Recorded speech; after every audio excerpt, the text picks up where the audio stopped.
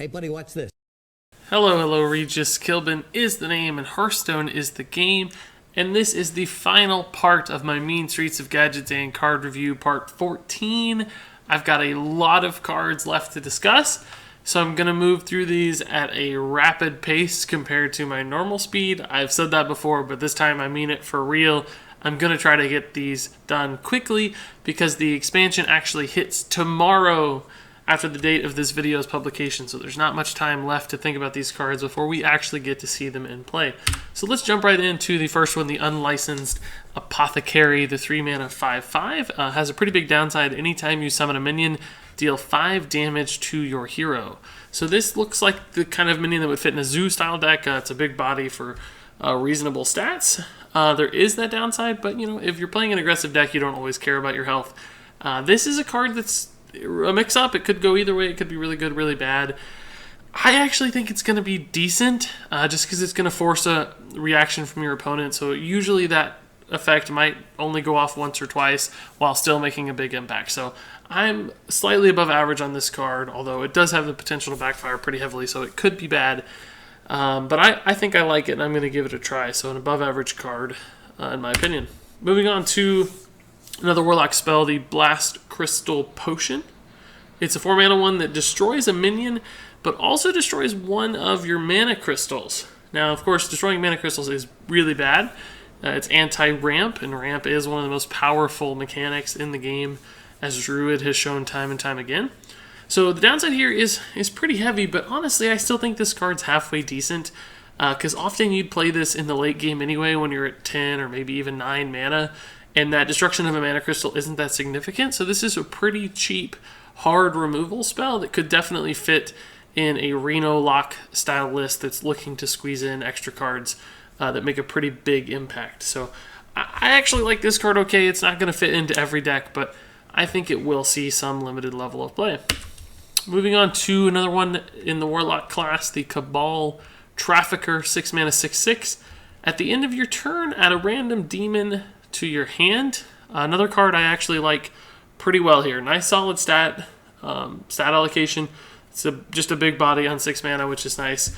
And a really strong effect too, because it's guaranteed as soon as you play it, it's going to add that demon back. And on average, demons are pretty good. There are some low-cost ones, but there are some extremely good high-cost ones as well. So this is just a value card that's generating an additional resource that you didn't have to run in your decks. It's going to be really good in control matchups where you're trying to generate more resources than your opponent. Plus, this actually works anytime it's pulled out of your deck or out of your hand pretty well, because it's not a battle cry. It's just an on-turn effect. So anytime that works, you're going to get a freebie. And if it lives through the turn, you're potentially going to get 2 freebies, which is nice. So the potential here for this to spiral out of control really quickly is super nice. I like this card in Reno Lock, and I think it's actually rather good. So let's move on to, I think, maybe the last Warlock card here in this review. It is the Crystal Weaver, a 4-mana 5/4 with a battlecry, give your demons +1/+1. So this card is actually not bad. I think I like it more than most people on average. It's got good stats for a 4-drop, so a good stat allocation. And that battlecry, you don't run a ton of demons in Warlock necessarily, but if you consider a card like Defender of Argus, which is really popular in Zoo, at this same mana slot, I think this one pays off almost as much as Defender of Argus on average. It's going to hit the Voidwalkers. It's going to hit the Flame Imps. It's going to hit the Imp Gang boss. Like, it's going to hit minions from time to time. It's going to hit a lot of token imps. So I think you're likely going to get a +1/+1 or even a +3/+3 or +4/+4 sometimes for just absurd value out of this guy. And even if you don't, like a 5/4 is not that bad. So I could see this as a replacement for Defender of Argus in Zoo. Of course, you do lose the taunt, which is a pretty important part of Defender of Argus. So there's a little downside. It's going to have to be play tested, I'm sure. But I like this card better than the average person. I think this is an above average card that could see play in a Zoo style list, believe it or not. Oh, we actually got one more Warlock card. It's the big one, the legendary Craw the Unshackled, a 9-mana 7/9 with a pretty cool battle cry. If your deck has no duplicates, summon all demons from your hand. So this is another Reno/Kazakus style card with a no duplicate condition. It's got a fine body, 7/9 stat allocations, obviously a huge dude that's going to be hard to kill. It's a demon, so it does provide some demon synergies. The problem with this card, I think, is that summoning all demons from your hand, I'm not actually sure is all that good. Particularly this late in your curve at turn 9. Like, yes, you could get a couple Doom Guards, you could get the Imp Gang boss, you could get a pretty big board, but that means you've had to sit on all that stuff in your hand, which means you're not playing that stuff. Now, clearly, Hand Lock is a deck that tends to have a lot of cards in hand, but they're more reactive in value cards as opposed to just like on-tempo demons. So I don't really see this fitting all that well even in hand-style warlocks like Reno Lock or basically any control archetype of warlock that draws a lot of cards, just because it means you're going to be sitting on a lot of demons. Now, there are some demon generators out there, even in Gadgetzan, as we saw with Cabal Trafficker, so it might be possible to get some more free demons in your hand that makes this even better. But a lot of demons have positive battle cries, like Jiraxis, for instance. So it'd be pretty sad to have him pulled out and not actually get to utilize that battle cry. So there's some risk there. I've seen this compared to like N'Zoth, where you play it and you load up the board and it's your big win condition. But it's not like N'Zoth, because N'Zoth is actually duplicating, creating additional resources, right? You've already played those minions on curve. You've already gotten value out of them, and N'Zoth brings them back to life so that you get to use them again. This doesn't do that. This means you have to hold on to them. You haven't ever gotten value, so it's even more susceptible to board clears and board wipes than a card like N'Zoth, which usually you've already gotten all that removal taken care of before you play N'Zoth. This card would be hard to do that just because you'd be sitting on your minions the entire time. So unfortunately, I don't think Craw the Unshackled is all that good outside of maybe Wild format, where it actually could work potentially really well with stuff like Mal'Ganis. Who knows? So probably not a standard format card right now as I see it, though. So let's move on to some Shaman cards. Finders Keepers is up first, 1 mana spell. Discover a card with Overload, and it has an Overload 1. So it's really cheap spell here. It's kind of like a lot of the Discover cycle type cards that we've seen in the past. But it does actually technically cost 2 mana. So I don't know that this is something you'd want to play on curve on turn 1, but it could be a really nice mid to late game card for decks like Mid-Range Shaman to just find that Flame Wreath Faceless or find that Doomhammer, because there's a lot of good Overload cards. If you look at the list of Overload cards, there is some big heavy hitters, and there's really not that many downside cards. There's very few like low-cost empty cards. There's like board clears, there's direct damage spells, there's big minions, there's weapons. So there's a wide gamut of stuff that you can actually get access to with Finders Keepers. So I think this is going to give people a pretty nice tool to just find something they need, almost like a tracking for Hunter in a sense, even though clearly it operates differently, could serve the same end purpose in many ways. So I think this card's actually really solid. It's not going to fit into every Shaman list, but there are going to be reasons to play this card and get some pretty strong results. That third Doomhammer is going to be pretty cool in some deck out there, right? So, or that third Flame Wreath Faceless, or the perfect Elemental Destruction. There's all kinds of good results here, so I like this card a lot. Moving on to another Shaman card that I like a lot, as if Shaman needed more good cards. This one is the Lotus Illusionist, 4 mana 3/5. So, not the best stats for a 4-drop, but certainly acceptable. We've seen a lot of 4-drops at this cost be successful as long as they have a good effect. And this one certainly does. After this minion attacks a hero, transform it into a random 6-cost minion. So this is the kind of card that you throw down. And it doesn't necessarily have to be in an aggressive deck. Sometimes it can just be a valuable minion that your opponent's already scared of, and it makes them make really inefficient trades or utilize valuable removal that they wouldn't otherwise want to use on a card like this. Because if they don't, that means that they risk not only taking 3 damage to the face, of course, but also this turning into a Sylvanas or a Cairn. There are a lot of good 6-drops in the game, so this is almost always going to trade up into something better if you get this effect off. So this is a neat little card that forces some friction between you and your opponent and makes them make bad decisions from time to time. Now, it's not obviously that great at contesting the board as a defensive card necessarily. You definitely want to have the initiative for this thing to work. So it's going to have to be in the right kind of deck. Probably Mid-Range Shaman actually works, but it's a pretty competitive mana slot. So who knows if this will actually make the cut. But I think fundamentally it's actually a rather good card with a neat, interesting effect. Moving on to a card that is not any of those things. It is the Rogue Minion Shadow Rager, the latest in the Magma Rager chain of 3 mana minions that have basically a 5/1 stat allocation. This time around it has Stealth, which does in fact make it slightly better than Magma Rager, just because it's not something your opponent can easily ping off. But there are so many ways, Whirlwind effects, Ravaging Ghouls, Arcane Missiles, Flame Wakers, there's just so many ways to do 1 damage to something like this that I just can't see this minion ever actually paying off. Like, yes, you can force some sort of removal from your opponent that might be valuable in another setting, but still this card just doesn't have the payoff. Like, even if it does stick and live and you get to do 5 damage, is 5 face damage really that significant? Is a trade up that significant? I don't think so for running a card that otherwise really just doesn't do much. There might be some stealth synergies out there with some of the stealth cards we've seen or future stealth buffs, so I'm not totally sad that this card exists. I'm not like memeing super hard about Shadow Rager like everybody else. I think it has some slight potential somewhere down the road as a playable, viable card, just not right now and not in this meta or this format that we understand it as Gadgetzan right now. But I don't totally hate that this card exists. It's just probably not the right time for it because Rogue is suffering a little bit, and this feels a bit like a slap in the face to Rogue players who are looking for a really strong addition to their class. So let's move on to another Rogue card. This time the Luckydo Buccaneer, 6 mana 5/5 pirate, has a battle cry. If your weapon has at least 3 attack, gain +4/+4.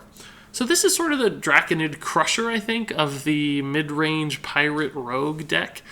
I didn't know that the mid-range Pirate Rogue deck was a thing, and I'm not sure it will be a thing.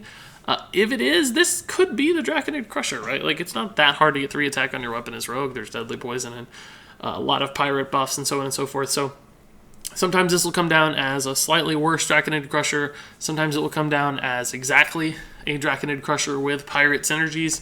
So I think conditionally this is just probably not going to fit all that well in the average Rogue deck, and I'm not sure that Pirate Rogue is suited towards more of a mid-range list, so I don't know that this card is going to work. I don't think it's like just awful or anything. I think it's maybe even slightly above average, or at least average. It's playable in some form or some world somewhere. I just don't know that that world exists right now. So I don't hate Luckydo Buccaneer. It's probably just an average card that won't see a lot of play anytime soon. Moving on to a priest card, the Cabal Steeler, 5 mana 5/5. Battle cry, silence a minion. So this is far and away the strongest silencing minion that we've ever seen. Usually there's a pretty big stat downside on a silence minion. We've seen Ironbeak Owl, which even got nerfed to be worse. We've seen Spellbreaker, which is, understated minion for its cost at 4 mana. This one's really not that understated. A 5 mana 5/5 is a pretty solid body. So I really think this card's going to see play. I think it's just silence is really, really strong. And virtually every meta we've ever seen, there's going to be some target to silence. And doing that on curve is nice when you can do it without really risking your board or risking stats. So in Reno/Kazaka style decks in particular, Cabal Steeler will probably be able to find a home. And I suspect a one-of might fit just as a tech card in many other priest lists as well. So I like this one quite a bit. Moving on to another priest spell, or another priest card, the Greater Healing Potion, 4 mana spell, restore 12 health to a friendly character. So priest finally gets a big healing spell. It never did in the past, I think, because Blizzard was scared of Auchenai Soul Priest, but they added one word here to remove all those issues where Auchenai Soul Priest could just do huge burst thanks to a healing spell, and that's friendly character, so you can't cast this on any opponents for that Auchenai synergy. But I think this card is pretty solid. Big heals, I always hate to admit it, but they do tend to work. They tend to get ran. Forbidden Healing, of course, has been really popular. Anything that gives you health back allows you to stabilize and fit into control-style decks, and it looks like Priest is definitely going to have that control archetype in lock in Gadgetzan. It's going to be their prominent mode of play, as always, so I don't see any reason Greater Healing Potion can't be ran as another way to just buy time and pull off all the big crazy stuff, the late game shenanigans that you're trying to accomplish. So I don't think this is like the ultimate heal or anything. It's not as good as Forbidden Healing because it's not as flexible, but it's still a playable card. It's above average, so I think this will do just fine in Priest. Moving on to a hunter minion, the Alycat. 1-mana 1/1 beast that also summons a 1/1 cat beast, both of which have incredibly cute artwork. This is a fine card. It's an alternative to all the one-drop hunter cards we've seen in the past, like Fiery Bat and Web Spinner and all that stuff. It's got, it's living roots basically for hunter. It's got beast synergies. It's cheap. Any kind of earlier-minded hunter will be able to run this kind of card. So I think Alycat is not amazing by any means. It's just an average card that could see play in certain kinds of decks. So it's a fine card. Up next is not a fine card. It's the Celestial Dreamer. 3-mana 3/3 Druid minion. Has a battle cry. If a friendly minion has 5 or more attack, gain +2/+2. So at its root, this is just a boring 3-mana 3/3, and I think most of the time it would be a boring 3-mana 3/3. It has some potential upside to become a 3-mana 5/5 if you do have a pretty large minion out there. That's very unlikely to happen on turn 3, even for Druid, which is able to innervate out larger minions. The kinds of stuff you innervate out is usually like Azure Drake or Fandral Staghelm, so nothing with 5 or more attack. At least not commonly. So that's a very hard condition to pull off. Most of the time it won't be pulled off. So this is a pretty boring card with very, very little upside. Even in the late game when you do have minions, like, is a 3-mana 5/5 really worth it? Is it going to be that impactful? No, there's no really strong effect here. This card to me is pretty bad, actually, and won't see any sort of play. Moving on to a warrior spell, Sleep with the Fishes. 2-mana spell, deal 3 damage to all damaged minions. So this is sort of a combo removal piece for Warrior. Warrior, of course, has tons of Whirlwind effects, Whirlwind itself, Ravaging Ghoul, which do damage but don't often clear the board. This gives you a second piece to that puzzle, so you can kind of do a 3-mana Flame Strike with Whirlwind into Sleep with the Fishes. So hit them once and then finish them off for 4 damage total, right? So a 3-mana Flame Strike certainly sounds appealing, but I mean, Warrior already has really good removal with stuff like Brawl, and even Revenge is close anyway. So the fact that you'd have to run 2 cards, one of which is kind of weak in its own, Whirlwind, I just don't know that this is ever going to be played. Plus, of course, this has the downside of hurting your own minions when you Whirlwind, so there's some risk there if you're ever up or ahead. So this card seems to have a lot of downsides. Just doesn't do enough on its own, maybe, to be good. So despite that sort of appealing 3-mana Flame Strike, and that sounds really cool, it doesn't work nearly as efficiently or nearly as well in most control-style warrior decks, which I think are the ones that would like to run this. So I really don't think Sleep with the Fishes is going to be played too often. I'm not saying it's a bad card necessarily, maybe just a tad below average, but probably not a super playable card. Moving on to some neutral minions here to finish off the review. Up first is the Gadgetzan Socialite, 2-mana 2/2, restore 2 health. So this is Earthen Ring Farseer's little sister. Unfortunately, a 2-mana 2/2 is much worse than a 3-mana 3/3, just because of the way it trades in the early game. So I really don't think Gadgetzan Socialite's very playable. I think you'd rather run Earthen Ring Farseer in almost every instance. So this card, unfortunately, even though it does have maybe some synergies in like Priest, is probably just not good enough to make the cut when there are better 2-drops out there. Moving on to the Streetwise Investigator, 5-mana 4/6. Battlecry, enemy minions lose stealth. So this is a cool little stealth tech card. It counters or answers stealth-style decks. That's not really something we've seen a lot. Basically, only Rogue with the big Edwin Van Cleef for the big questing adventurer, or maybe a Gadgetzan Auctioneer. But, that's not a very common sight on the ladder in the first place. So you don't want to run a tech card that very, very rarely actually gets any value. There's certainly nothing wrong with this minion. It has good stats and interesting tech battlecry. It's just not the meta right now for this to make any sense, and it's so limited and specific in its utility, and it's so high cost at 5 mana that even if you remove stealth, like, do you have enough mana left to do anything else to answer the Auctioneer or to answer the Van Cleef? That I think this card just has some problems, both in its own design, but also in a meta context, that unfortunately, even though it's not a bad card, it's really not a very playable card at all. So up next is the Small Time Buccaneer. 1 mana, 1/2 pirate, has +2 attack while you have a weapon equipped. So this is the Cog Master of pirates. You might remember Cog Master for the mech archetype. Of course, Cog Master wasn't a mech himself, so that was a little bit of a downside. The Small Time Buccaneer is actually a pirate himself, so an almost identical card in function with a slight upside. And Cogmaster was actually a playable card in Mech Mage. It was a pretty aggressive way to start and just really start running over your opponent. This one has all the similar feels, and if pirate decks are good, I don't see why this card can't be good in Pirate Warrior, maybe even Pirate Rogue. There are some good 1-drops already for Pirate Warrior, so that's a little bit competitive maybe, and you don't want to run too many 1-drops just because it thins out your list so much, and you risk top decking this card, which is a pretty weak 1-drop to top deck.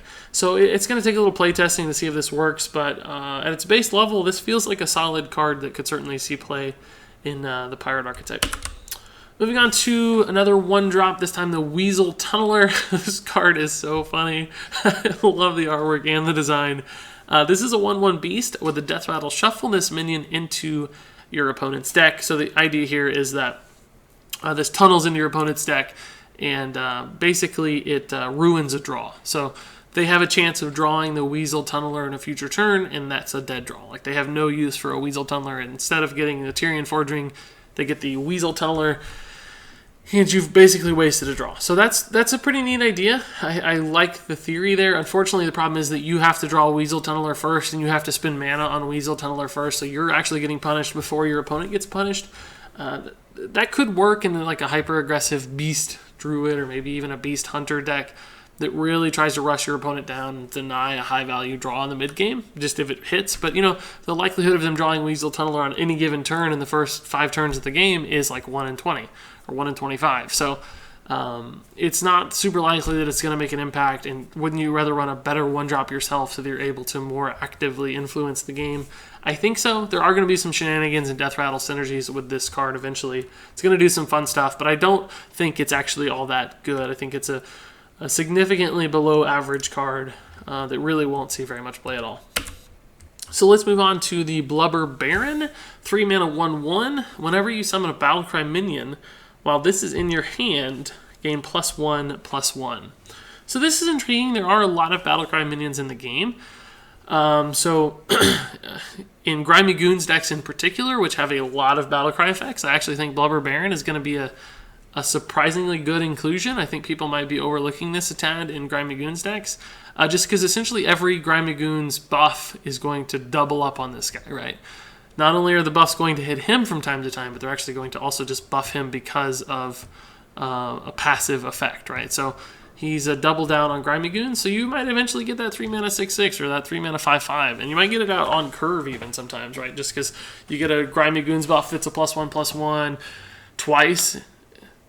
There you go, you got a 3/5, right? So, or I mean a 5/5 for 3 mana. So maybe not bad at all. Outside of Grimy Goons decks, I'm not sure he's going to spin up fast enough. Like, yeah, by turn 7 you might get a 3 mana 6/6, but on turn 7, like, who cares? It's still good, but it's not that good. So it's just going to be hard to run that many battle cries to make this work outside of a Grimy Goons environment. So I actually think I'm going to try to play this card, and I think it's playable, surprisingly enough, but probably not widely playable or widely popular. Probably just an average card at best. Moving on to the next one, the Red Mana Worm, a 5 mana 2/6. Whenever you cast a spell, gain +2 attack. So this is the Mana Worm's big brother. He's red. Not a good card. I just don't think this one works. It's a little bit too slow because, you know, at 5 mana, it's hard to cast that many spells to get this guy going. The great thing about Mana Worm, you get him out early, you just cast spells on curve naturally. So if your opponent never answers that Mana Worm, it just gets to keep hitting face over and over again. Turn 1, turn 2, turn 3, turn 4. And that happens from time to time. You get like a 5/3 Mana Worm that hits face a couple times, and that wins you the game essentially because you have so much burst in hand.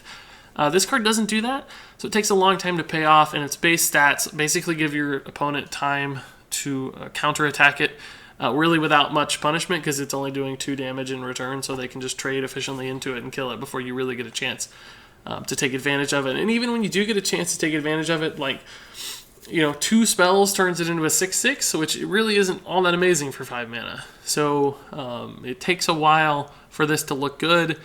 Plus, its health never goes up, so it's not like it gets harder for your opponents to remove. A fireball will always deal with it. So there's not a lot of combo potential here, I don't think, and there's not much just board value potential, so I don't see this card working at all. I think this is a below average card that won't be played. Moving on to another really below average card that won't be played, the Street Trickster 3 mana 0/7 Demon with spell damage +1. It's cool to see another neutral demon. There just aren't that many of those, but this is a pretty bad one.